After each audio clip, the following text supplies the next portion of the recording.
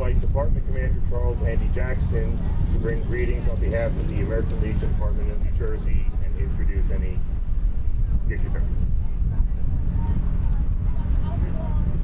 Good evening, everyone. First, thank you to the Sons of the American Legion for the invitation to come to the Watchfire. My first time coming to the Watchfire was over 28 years ago when we were on the other side on the beach, and the flames were 25 times higher than that. But it's all about the message you're sending. You're sending out the message to remember our POWs or MIAs that are no longer with us right now. Hopefully one day they'll be returned to their loved ones. I want to thank all of our veterans that are here today to show your support for our veterans that are not with us. I want to say thank you to all the SAL, the auxiliary, and our Legion riders that are here to show the support and honor, connection to the families that are still suffering. So thank you all and continue the great job. So thank you very much. At this time, I'm going to introduce our National Vice Commander, Mr. Chuck Robbins, for the purpose of presentation.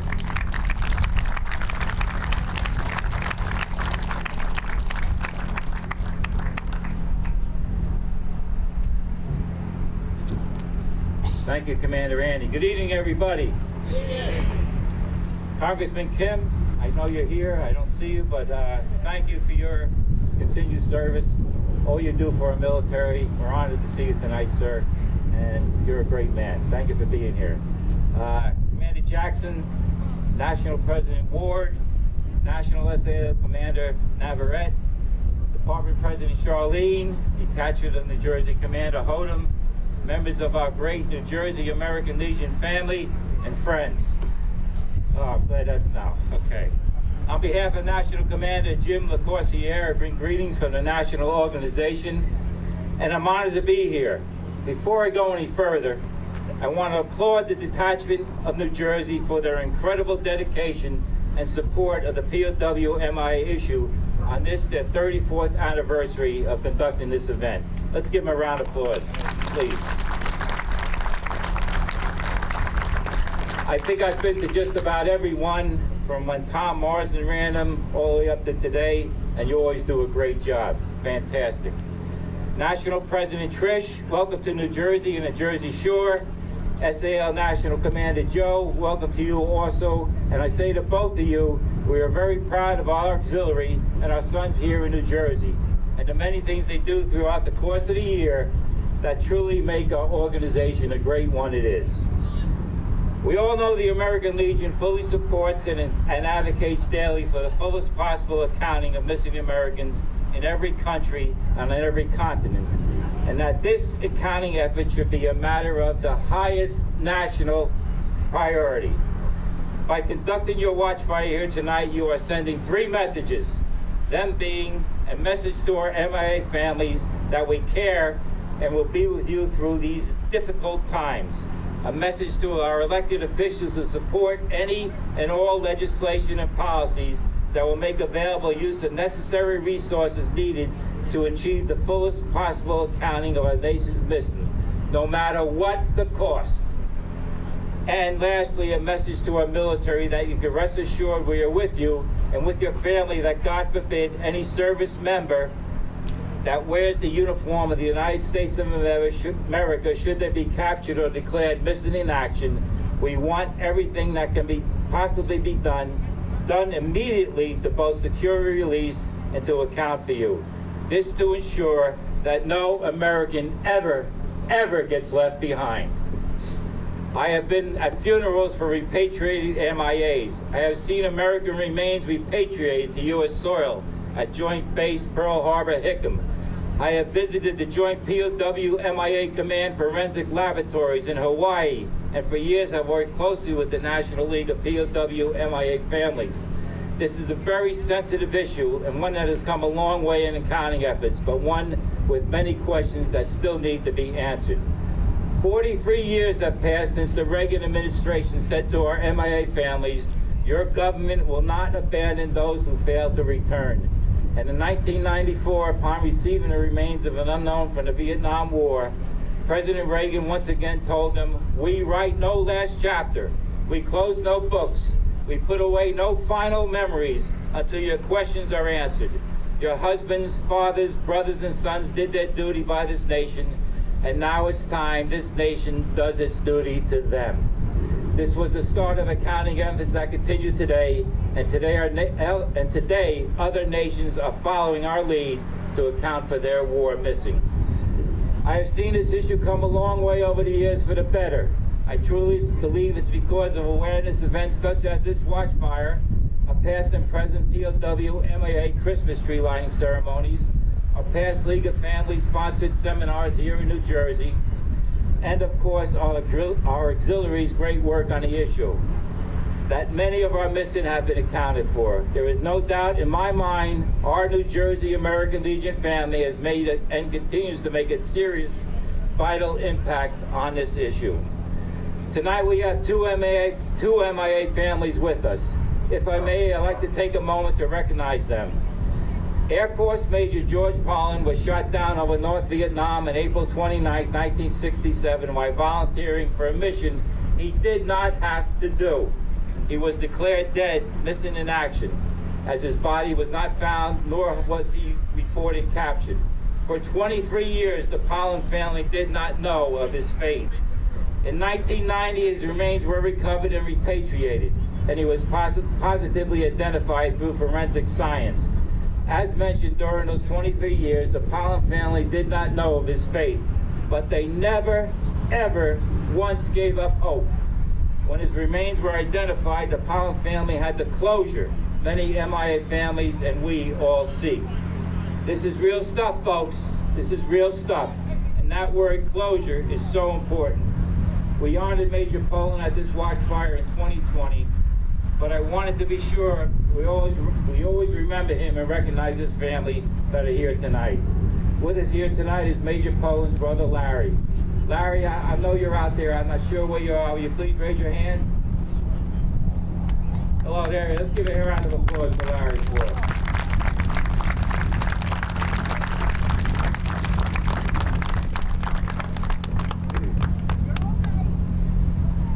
Larry, thank you for being here, for George's honorable service. Please know we will never forget him. Do you want to say something? Yes.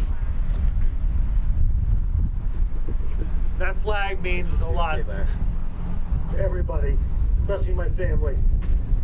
And I call it the dark years from 67 to 90, where my fellow veterans, Post 351, never forgot us. Christmas tree lightings, every year we kept our hope up. It was not to happen. George is home into the country that sent to war. His co-pilot, Lauren Torkelson, survived the war. He spent 6.5 years in a POW camp. I met him many times. You have no idea what he endured, but he survived. He went back to our country after the war was over, and lo and behold, became a flight instructor in the plane he was shot down in, an F-4 Phantom. He retired a full bird colonel. He died young, and his name should be on that wall. He spent 10 years of his adult life in Vietnam. So,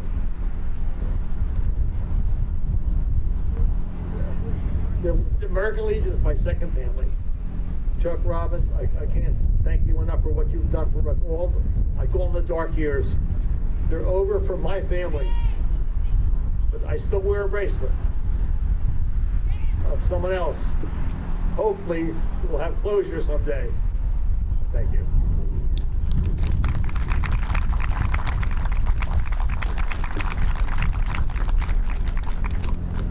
Thank you, Larry. I'm here tonight wearing two hats, so at this time I take off my Legion cap, and now I'm a New Jersey Department of Military and Veterans Affairs officer here to make a special presentation on behalf of Governor Murphy and New Jersey's Acting Adjutant General, Colonel Promotable Yvonne Mays. Colonel Mays wanted to be here tonight, but is currently in an undisclosed location with New Jersey Army and Air National Guard troops. From time to time, I get the honor to do a presentation as this, and what more fitting venue than at this Watchfire. With me here tonight to help with this presentation is Sergeant Retired Joe Nizio, who is also a staff officer and a borough chief in our Division of Veteran Services at the MAVA. Joe is also a combat veteran and Purple Heart recipient of Operation Iraqi Freedom. Please welcome Joe.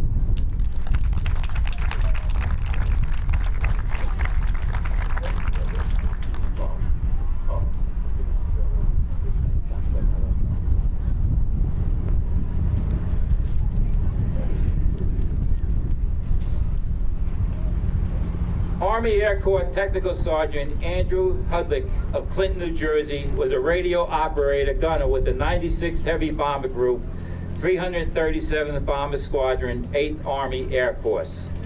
In April of 1943, his unit deployed from Walker Army Airfield in Kansas to the United States Army Air Force's Snetterton Heath Air Base in Grafton, England, home to many of the Army Air Force's B-17 flying fortresses. And it should be known his unit flew over 300 missions in World War II and had one of the 8th Army Air Force's highest loss and casualty rates. On October 17, 1943 at 12 a.m., in very bad weather, Technical Sergeant Hudlick was part of a crew of 10 that left Snetterton Air Base for a bombing mission to Düren, Germany. At this time in the war, the U.S. and his allies were putting a hurt on Germany by heavily bombing factories, munition plants, refineries, train depots, and anything that helped the German war effort. While flying over the North Sea, the Rum Buggy, that was the name of the aircraft they were in, reported severe flying condition and was ordered to turn back. Unfortunately, the Rum Buggy and the entire crew of 10 never returned to base, as it simply vanished into the North Sea. There were no witnesses, and their estimated location was from the last radio contact. It is believed the aircraft went down due to bad weather conditions, but to this day, the cause of the aircraft crash is still not confirmed. Technical Sergeant Hudlick and the entire crew was declared as missing in action. An extensive search for the aircraft and crew was launched, but no survivors or wreckage was found. Technical Sergeant Hudlick and his fellow crewmen are memorialized on the tablets of the missing at Cambridge American Cemetery in Cambridge, England. With us here tonight is Andrew Hudlick's niece, Ellen Schaefer, wife of past department chaplain Mike Schaefer, who is here also. Ellen and her siblings never met their uncle, but heard much about him and the great man and patriot he was from their mother and other family members. Ellen's mom and other family members, who now are no longer with us, and like the Pullen family did, lived the reality of having a loved one missing in action.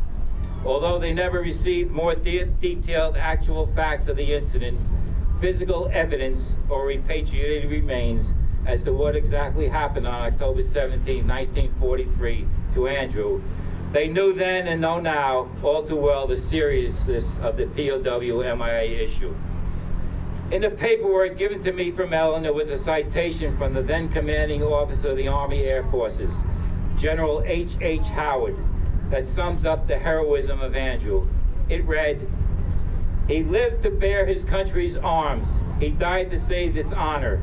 He was a soldier and knew his soldier's duty. His sacrifice will help to keep aglow the flaming torch that lights our lives, that millions yet unborn may know the priceless joy of liberty. And we who pay him homage and revere his memory, in solemn pride we dedicate ourselves to complete fulfillment of the task for which he so gallantly has placed his life upon the altar of man's freedom." Technical Sergeant Hudlick was posthumously awarded the Air Medal, the Purple Heart, the World War II Victory Medal, and the Army Good Conduct Medal, to name a few. Andrew was a member of the greatest generation, and we all must never forget what he and so many others did in shaping our country. Let's remember 5 powerful words from General Howard's citations. They are the priceless joy of freedom. Many Americans unfortunately take for granted that word freedom and know the price so many have paid so that we have it.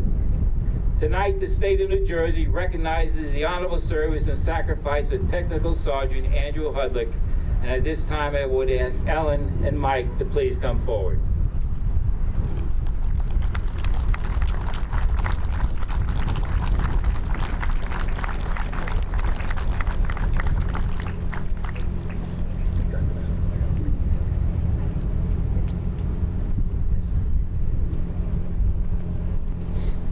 Will everyone please rise if they're sitting?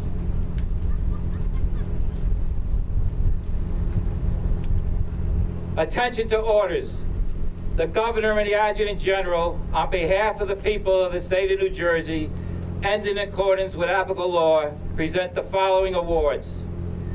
The New Jersey Distinguished Service Medal with Oak Leaf Cluster and the New Jersey POW MII Medal are presented posthumously to Army Air Corps Technical Sergeant Andrew J. Hudlick for service in World War II.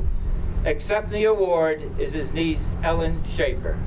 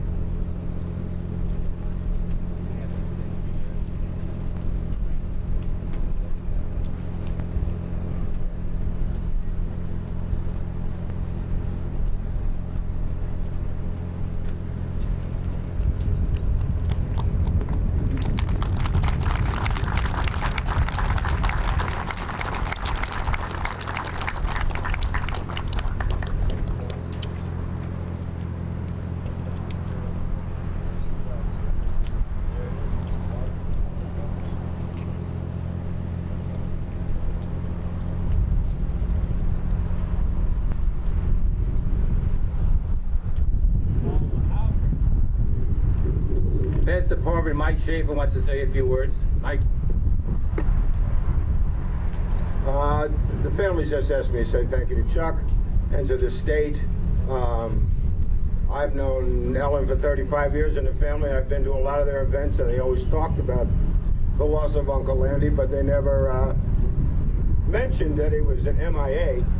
And at an event at the Vietnam Memorial, I saw the boards where they list all the names, and I saw his name, and it was a revelation about 6 years ago. And I reached out for Chuck to see if there was anything we could do, and he followed up, and I chased down a whole lot of paperwork, and so did he, and that's what's bringing us here tonight. We lost Ellen's mom a couple of years ago during COVID, and I know that she would be more than happy when we were going through the house.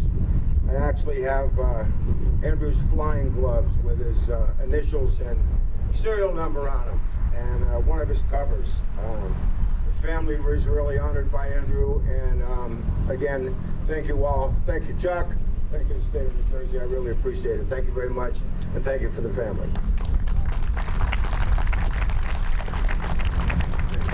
Thank you. Okay, thank you very much, ladies and gentlemen, and everybody, the Great Legion family in New Jersey. And we also have a proclamation from Governor Murphy, which will be read later. Thank you very much.